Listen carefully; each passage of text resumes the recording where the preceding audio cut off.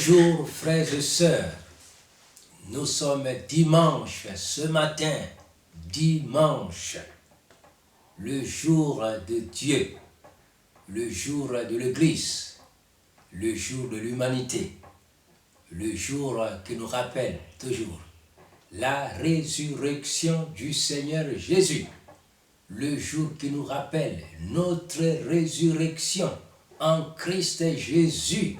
Alléluia. Gloire à Dieu. Le jour de la victoire. Le jour de la foi. Le jour où on reprend courage.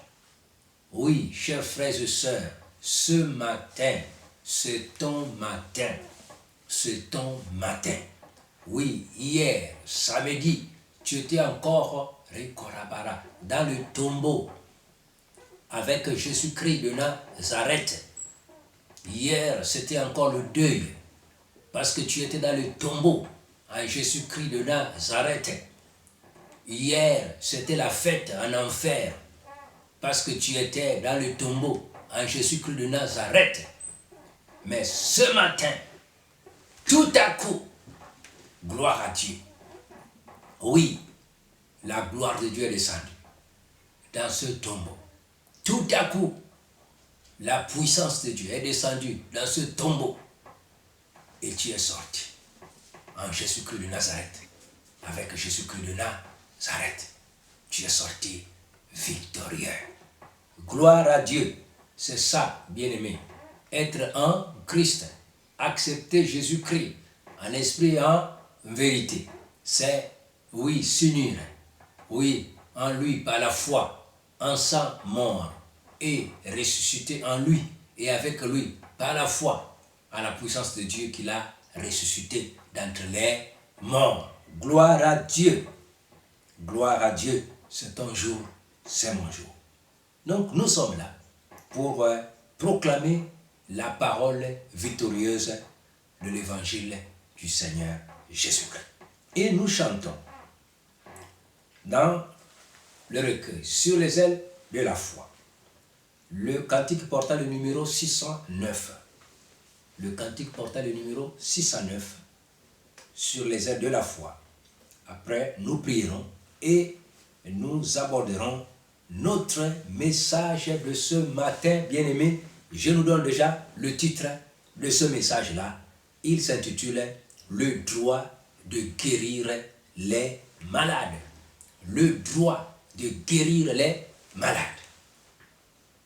Ton droit, mon droit, notre droit de guérir les malades. Veux-tu briser du péché le pouvoir? La force est en Christ, la force est en Christ. Si dans ton cœur tu veux le recevoir, la force est dans le sang de Christ. Je suis fort, fort, oui plus que vainqueur par le sang de Jésus. Je suis fort, fort, oui plus que vainqueur par le sang de Jésus mon sauveur. Veux-tu braver et la mort et l'enfer? La force est en Christ, la force est en Christ. Jésus des mots fait tomber tous tes fers. La force est dans le sang de Christ. Je suis fort, fort, oui plus que vainqueur par le sang de Jésus. Je suis fort, fort, oui plus que vainqueur par le sang de Jésus mon sauveur. Veux-tu marcher toujours pur, triomphant? La force est en Christ, la force est en Christ. Pour te garder, Jésus est tout puissant. La force est dans le sang de Christ. Je suis fort, fort, oui plus que vainqueur par le sang de Jésus. Je suis fort, fort, oui plus que vainqueur par le sang de Jésus mon sauveur. Veux-tu du ciel t'approcher chaque jour. La force est en Christ, la force est en Christ. Avec Jésus, demeure pour toujours.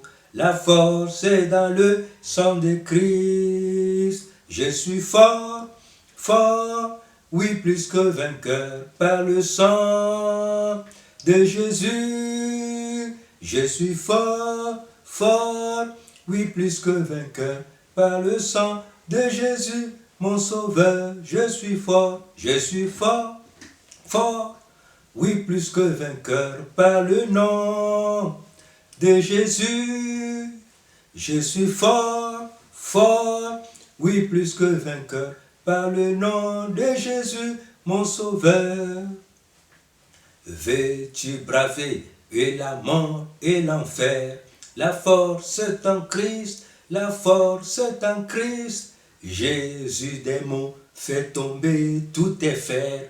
La force est dans le sang de Christ. Je suis fort, fort, oui, plus que vainqueur par le nom de Jésus. Je suis fort, fort, oui, plus que vainqueur par le nom de Jésus, mon sauveur. Je suis fort, fort, oui, plus que vainqueur par le sang de Jésus. Je suis fort, fort, oui, plus que vainqueur par le nom de Jésus, mon sauveur.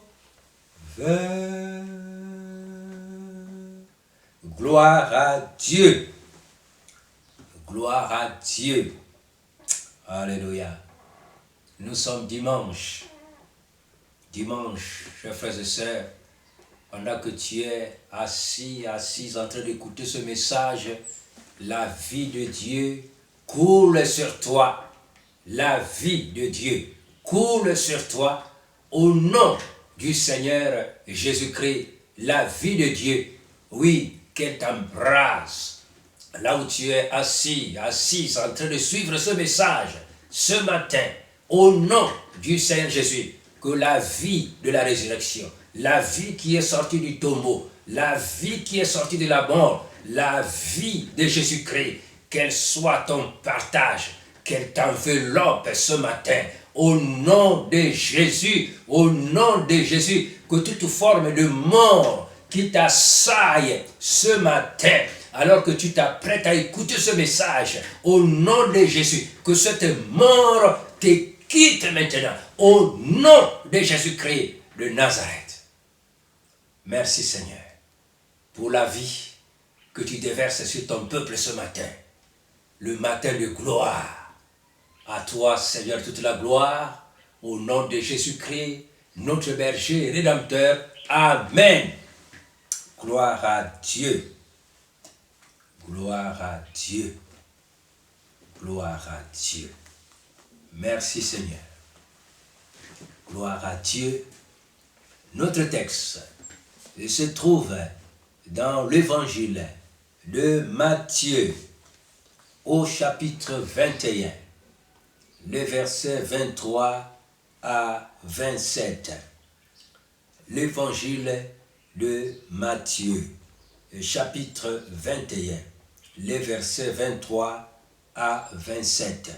L'évangile de Matthieu 21, versets 23 à 27. Gloire à Dieu. Jésus se rendit dans le temple et pendant qu'il enseignait, les principaux sacrificateurs et les anciens du peuple vinrent lui dire: par quelle autorité fais-tu ces choses et qui t'a donné cette autorité? Jésus leur répondit: je vous adresserai aussi une question, et si vous m'y répondez, je vous dirai par quelle autorité je fais ces choses. Le baptême de Jean, d'où venait-il? Du ciel ou des hommes?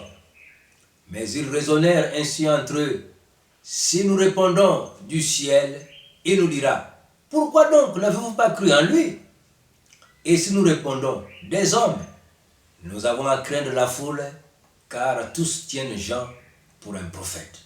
Alors ils répondirent à Jésus, nous ne savons. Et il leur dit à son tour, moi non plus, je ne vous dirai par quelle autorité je fais ces choses. Amen. Gloire à Dieu. Gloire à Dieu. Notre thème, le droit de guérir les malades. Le Seigneur Jésus-Christ, la Bible dit ici, il est en face des responsables religieux de son époque. Et il rencontre Jésus-Christ, alors que notre Seigneur était dans le temple, la maison de Dieu, en train d'enseigner la parole. Et le Seigneur avait donc cette coutume-là. Quand il allait à Jérusalem, il allait dans le grand temple de Dieu et il enseignait la parole de Dieu. Et ces autorités religieuses de l'époque qui étaient chargées de l'administration du temple, des enseignements, des offrandes, des sacrifices, étaient étonnées de l'autorité qui se dégageait dans le ministère de Jésus-Christ. La Bible dit il prêchait avec puissance et autorité. Et son enseignement était marqué par plusieurs prodiges miracles, à savoir le pardon des péchés.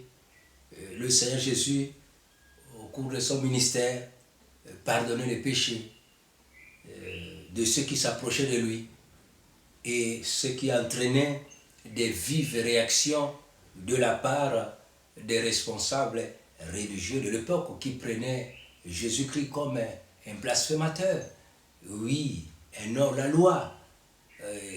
Il pouvait dire un jour, alors que Jésus pardonnait le péché d'un malade paralytique qui lui était amené pour qu'il le guérisse, Jésus, ce jour-là, dira à ce malade paralytique, mon enfant, tes péchés te sont pardonnés. Et les Juifs, les responsables de son époque étaient scandalisés. Ils disent, mais pour qui se prend-il? Qui est-il pour pardonner le péché? Mais c'est un blasphémateur. Il n'y a que Dieu seul qui a le pouvoir de pardonner le péché. Mais cet homme, nous le connaissons, nous savons où il est né, nous connaissons ses parents. Comment peut-il vraiment se donner ce droit de pardonner le péché des gens? Non seulement il pardonnait le péché, mais il les guérissait. Il les délivrait de la puissance des ténèbres, du diable. Il chassait les démons. Il guérissait, la Bible dit, toute maladie et toute infirmité parmi le peuple. C'est-à-dire que tous ceux qui venaient à Jésus avec leur maladie, quel que soit le nom, Jésus leur apportait la solution. Quand ils s'approchaient de lui par la foi, tous ceux qui venaient avec leurs infirmités auprès de Jésus, Jésus les guérissait lorsqu'ils s'approchaient de lui par la foi, quel que soit le nom de l'infirmité, Jésus guérissait. Tous ceux qui venaient à lui avec les possédés, oui, suppliant Jésus de les guérir, Jésus chassait ces démons lorsque ceux qui venaient à lui manifestaient de la foi. Vous voyez, Jésus, en face de la foi, oui, de ses interlocuteurs, de ceux qui venaient solliciter son aide, Jésus leur accordait les solutions dont ils avaient besoin, quels que soient les besoins, quelle que soit la maladie, quelle que soit l'infirmité, quelle que soit la profondeur de la possession ou le nombre de démons qui possédaient les gens, quelle que soit la malédiction qui hantait, n'est-ce pas, la population, tous ceux qui sont venus à lui par la foi pour solliciter son aide étaient totalement satisfaits jusqu'au pardon des péchés. Et une fois même, Jésus avait, selon le témoignage de la Bible, chassé les personnes qui avaient transformé la maison de Dieu, n'est-ce pas, à un fonds de commerce, à un marché, vous voyez, et un jour, Jésus prit un fouet et chassa tous ces enfants de Dieu qui finalement ne marchaient plus dans la vérité de la parole de Dieu. Et Jésus purifia le temple de Dieu en déclarant que n'est-il pas écrit que ma maison sera appelée une maison de prière pour toutes les nations, mais vous, vous en avez fait une caverne de voleurs. Et donc, tout cela énerva, n'est-ce pas, les responsables du temple de l'époque. Et ils se disaient, mais voilà, ils s'avancent et ils disent à Jésus, Jésus, par quelle autorité fais-tu ces choses et qui t'a donné cette autorité? Il dit oui, Jésus qui te donne l'autorité. Par quelle autorité fais-tu ces choses? Et qui t'a donné cette autorité? Autrement dit, qui est l'autorité qui se cache derrière, n'est-ce pas, tes actions? Oui, quelle est l'autorité qui se cache derrière les paroles que tu enseignes? Quelle est l'autorité qui se cache derrière le pouvoir que tu incarnes? Quelle est l'autorité qui se cache derrière la puissance qui se dégage de ton ministère? Quelle est l'autorité qui se cache derrière ton ministère prophétique? Quelle est l'autorité qui se cache derrière ton ministère d'enseignement? Quelle est l'autorité qui se cache derrière le ministère de la parole de Dieu? Quelle est l'autorité qui se cache derrière les miracles et les prodiges que tu as accomplis? Et ils disent, mais qui te donne ce droit? Le droit de pardonner le péché, le droit de guérir les malades, le droit de ressusciter les morts, le droit de purifier les lépreux, le droit de chasser les démons, le droit de chasser même les gens dans le temple de Dieu. Tu ne fais pas partie de notre équipe des responsables, tu ne fais pas partie de la sacrificature, tu n'es même pas né de la tribu de Lévi, tu es né à Bethléem, qui n'est pas de la tribu de Lévi. Donc tu n'as pas à t'immiscer dans les affaires du temple, mais tu te permets quand même de faire ces choses. Alors, qui est derrière toi? Qui te donne le droit d'opérer ainsi? Qui donne à Jésus-Christ le droit de guérir les malades? Bien aimé. Jésus dit, moi aussi, je vais vous poser la question. Il y a eu un prophète qui a servi dans ce pays avant moi. Il y a un homme qui a servi avant moi. Et vous l'avez appelé Jean. Les autres l'ont appelé Jean-Baptiste. Oui, vous le connaissez donc? Oui, nous le connaissons. Alors, il a prêché le baptême de repentance, disant au peuple, voyez, de venir à Dieu et de croire en celui qui venait après lui. Et plusieurs personnes se sont fait baptiser. Oui. Est-ce que cet homme-là, oui, le baptême qu'il annonçait, le message qu'il annonçait, venait-il de lui-même ou bien de Dieu, qui lui a donné le droit de parler au nom de Yahvé, qui lui a donné le droit de baptiser les gens dans le Jourdain, là où il y avait beaucoup d'eau, qui lui a donné le droit de déclarer qu'ils sont pardonnés de leurs péchés? Ils disent, ah non, on ne sait pas. On ne sait pas qui a donné à Jean le droit de faire les choses qu'il faisait là, on ne sait pas. Bon, il le savait, mais par incrédulité, il ne voulait pas reconnaître la main de Dieu, la vérité de Dieu. Bien-aimé, qui a donné à Jésus-Christ le droit de parler de la part de Yahvé?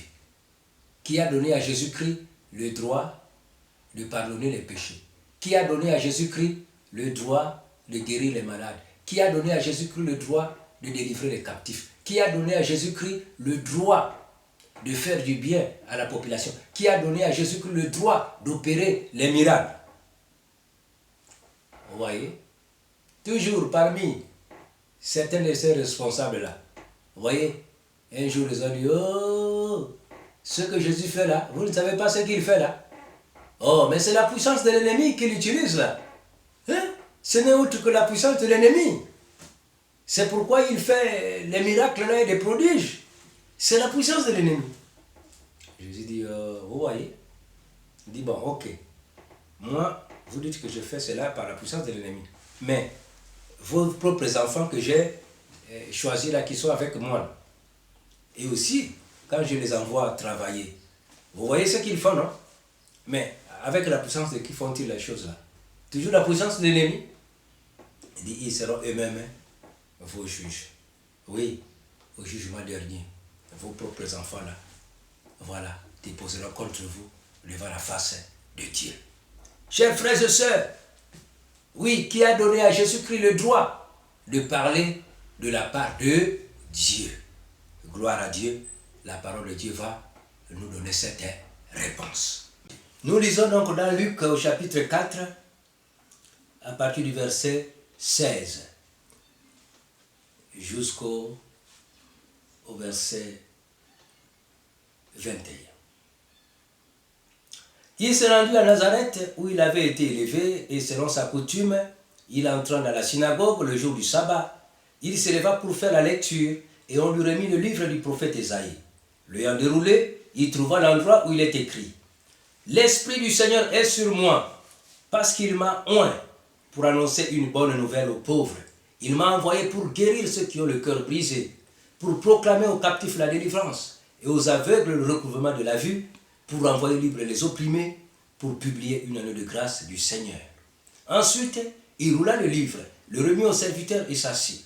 Tous ceux qui se trouvaient dans la synagogue avaient les regards fixés sur lui. Alors il commença à leur dire, « Aujourd'hui, cette parole de l'Écriture que vous venez d'entendre est accomplie. Amen. » Aujourd'hui, cette parole de l'Écriture que vous venez d'entendre est accomplie. Amen. Qui a donné à Jésus-Christ le droit de guérir les malades, le droit de pardonner les péchés, le droit de purifier les lépreux, le droit de chasser les démons, le droit de ressusciter les morts, oui, le droit de donner la vie éternelle. Qui a donné à Jésus-Christ ce droit? Qui lui a donné cette autorité? Qui lui a donné la procuration, vous voyez, l'autorisation de parler de la part de Dieu et d'accomplir les œuvres de Dieu, les œuvres qui sont attribuées à Dieu. Parce que vous voyez, les responsables religieux disent non, ces œuvres-là sont, n'est-ce pas, les attributions divines. Elles sont réservées à Dieu seul. Le droit et le pouvoir, l'autorité de pardonner les péchés, de donner la vie éternelle, de ressusciter les morts, de purifier les lépreux, de chasser les démons. Oui, ce droit est réservé à Dieu. Ça fait partie de ses prérogatives. Jésus dit, l'Esprit du Seigneur est sur moi. Jésus dit, l'Esprit du Seigneur est sur moi, parce que Dieu m'a oint. Dieu m'a oint. Dieu m'a oint. Il m'a oint de son Saint-Esprit. Dieu m'a oint de sa force. Pierre dit, vous savez comment Dieu a oint du Saint-Esprit et de force Jésus de Nazareth, qui allait de lieu en lieu, faisant du bien et guérissant tous ceux qui étaient sous l'emprise du diable, car Dieu était avec lui. Alléluia. Jésus dit, Dieu m'a oint de son Esprit Saint pour parler de sa part, pour prêcher la bonne nouvelle au monde entier. La bonne nouvelle du royaume de Dieu, du règne de Dieu. Oui, du salut de Dieu, de la guérison de Dieu, de la délivrance de Dieu, de la résurrection des morts, de la vie éternelle, du pardon des péchés. Oui, Dieu m'a envoyé pour prêcher, pour enseigner, annoncer au monde que c'est le règne de Dieu est arrivé. Le règne de Dieu est parmi vous. L'amour de Dieu vous a visité. L'amour de Dieu s'est fait chair. L'amour de Dieu est venu pour vous racheter. L'amour de Dieu est venu pour vous délivrer. L'amour de Dieu est venu pour vous guérir. L'amour de Dieu est venu pour vous consoler. L'amour de Dieu est venu pour ouvrir les portes des prisons, là où le péché et le diable ont entassé et enfermé les gens. L'amour de Dieu a apporté la clé pour ouvrir les verrous, les portes des prisons et renvoyer libres tous les prisonniers. Oui, pardonner, purifier, laver, sanctifier, guérir, vivifier. L'amour de Dieu a visité le monde pour proclamer l'année de jubilé, l'année du pardon gratuit de Dieu, l'année du retour à la propriété divine, l'année du retour à tes droits, oui, édéniques que tu avais perdus. Oui, en Adam, l'amour de Dieu est venu pour ta restauration, en qualité de représentant de Dieu sur cette terre. Oui, en esprit et en vérité, l'amour de Dieu est venu pour te restituer tes droits. Oui, le droit de guérir les malades, le droit de ressusciter les morts, le droit de purifier les lépreux, le droit de chasser les démons, le droit de régner sur la terre au nom de l'Éternel des armées, au nom de Yahvé. Vous voyez, l'amour de Dieu est venu pour te restaurer dans tes droits. Jésus-Dieu. Oui, c'est Dieu qui m'a oint et qui m'a mandaté. Gloire à Dieu. Et Jésus, donc, a accompli les œuvres qui sont décrites dans la parole de Dieu. Et avant donc sa mort, Jésus dit aussi aux disciples, les envoya deux à deux. Matthieu chapitre 10, verset 1er et verset 7 à 8. Matthieu chapitre 10, verset 1er et verset 7 à 8. Jésus appela ses disciples et leur donna force et pouvoir sur tout esprit impur avec la puissance de guérir les malades.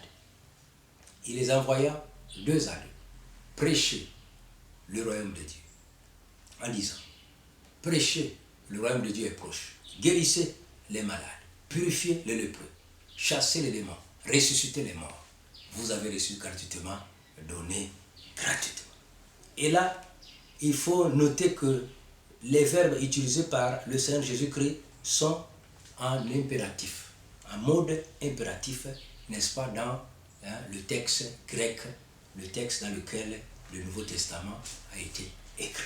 Donc, les verbes sont en impératif. Donc, Jésus donne des ordres. Il donne des ordres. Il dit à ses disciples, allez, guérissez. Je vous donne les ordres. Allez guérir les malades. Allez ressusciter les morts. Allez purifier les lépreux. Allez chasser les démons. Allez prêcher la bonne nouvelle du royaume. Et je vous donne mon autorisation. Je vous donne mon autorité. Je vous donne ma puissance. Je vous donne mon onction. Allez et prêchez et accomplissez les œuvres.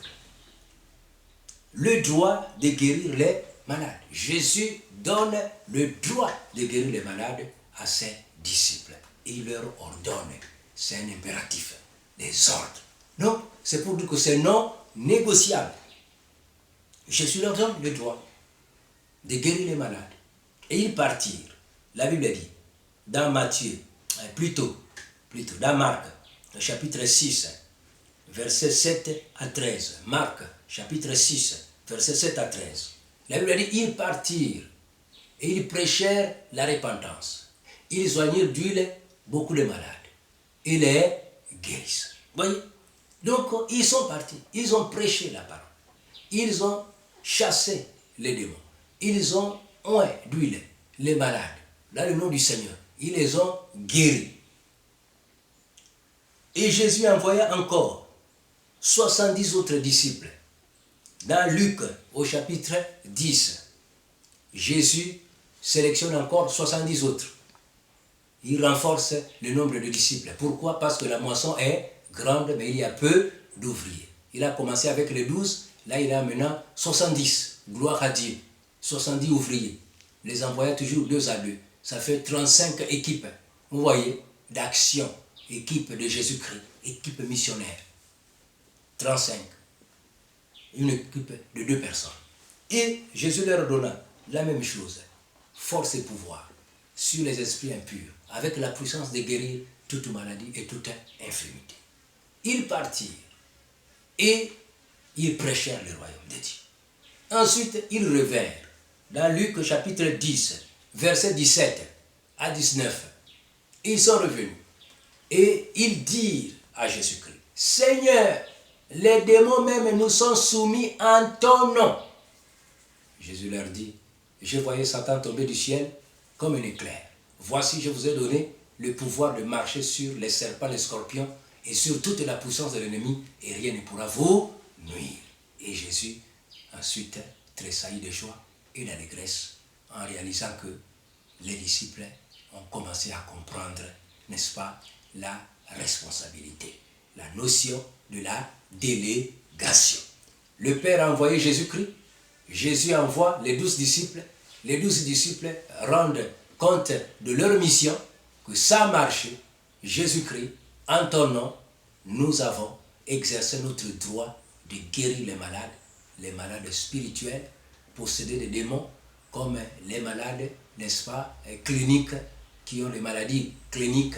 Oui, ils les ont guéris au nom du Seigneur Jésus. Gloire à Dieu. Le droit de guérir les malades. Après la croix, après que Jésus soit ressuscité d'entre les morts, chers frères et sœurs, Jésus apparaît devant ses disciples et il leur commissionne. Il leur donne le droit de continuer à guérir les malades. Nous sommes après la croix, après la résurrection. Jésus dit à ses disciples, allez prêcher la bonne nouvelle à toute la création. Celui qui croira et qui sera baptisé sera sauvé. Et celui qui ne croira pas sera condamné. Et voici les miracles qui accompagneront ceux qui auront cru. À mon nom, ils chasseront les démons.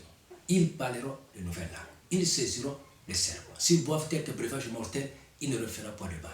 Ils imposeront les mains aux malades et les malades seront guéris. Le Seigneur Jésus, après leur avoir parlé, fut enlevé au ciel et il s'assit à la droite de Dieu. Et les disciples s'en allèrent prêcher partout. Et le Seigneur travaillait avec eux et confirmait la parole par les miracles qu'il a accompagnés. Nous sommes à Marc, chapitre 16, versets 15 à 20. Gloire à Dieu, chers frères et sœurs.